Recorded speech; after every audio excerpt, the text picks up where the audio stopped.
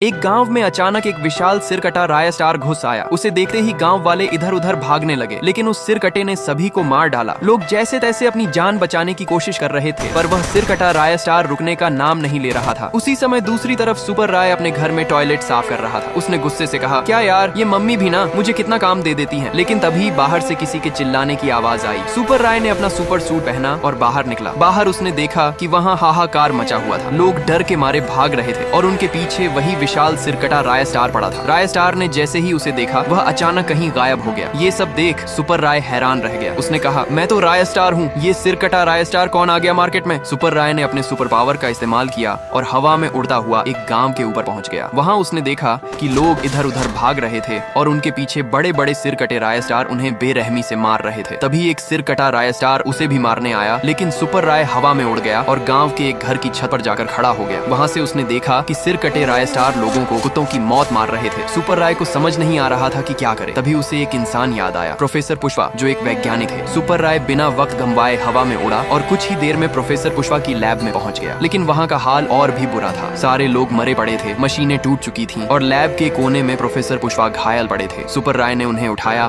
और फौरन अस्पताल ले गया। अस्पताल में डॉक्टरों ने प्रोफेसर का इलाज किया और कुछ देर बाद वे होश में आए। सुपर राय ने पूछा, पुष्पा, आपकी लैब में क्या हुआ? सारे लोग कैसे मर गए? प्रोफेसर ने गहरी सांस लेते हुए कहा, राय स्टार, मुझसे बहुत बड़ी गलती हो गई। फिर उन्होंने पूरी कहानी बताई। कुछ दिन पहले की बात है, मैं लैब में अकेला बैठा कुछ काम कर रहा था। तभी मेरा नौकर तुंग तुंग लाल मेरे पास आया और बोला, बॉस बॉस, मेरे पास आपके लिए एक खुशखबरी है। मेरे पूछने पर उसने बताया कि राजनगर नाम का एक गांव है जहाँ एक बड़ा सूखा जंगल था, लेकिन कल रात अचानक वह सूखे से हरा भरा हो गया। ये सुनते ही मैं हैरान रह गया और उस जंगल को देखने का फैसला किया। सुबह मैं और मेरा नौकर तुंग तुंग लाल उस जंगल में गए और पेड़ों पर प्रयोग करने लगे। तभी हम दोनों को एक अजीब सा पौधा दिखा। हम उसे देख ही रहे थे कि तुंग तुंग लाल ने उसे खा लिया। उसे खाते ही तुंग तुंग लाल एक सफेद पेड़ में बदल गया और उसके अंदर से एक विशाल राय स्टार निकला, लेकिन उसका सिर कटा हुआ था। वह हवा में उड़ता हुआ वहाँ से गायब हो गया। ये सुनकर सुपर राय हैरान रह गया। उसने कहा, जो हो गया सो हो गया, अब इसे ठीक कैसे करना है ये बताइए। प्रोफेसर पुष्पा ने कहा, इसके लिए तुम्हें उनमें से एक सिर कटे राय स्टार को पकड़ कर लाना होगा। सुपर राय बिना देर किए गांव पहुंच गया। वहां सिर कटे राय स्टार अभी भी आतंक मचा रहे थे। तभी उसकी नजर एक कोने में अकेले खड़े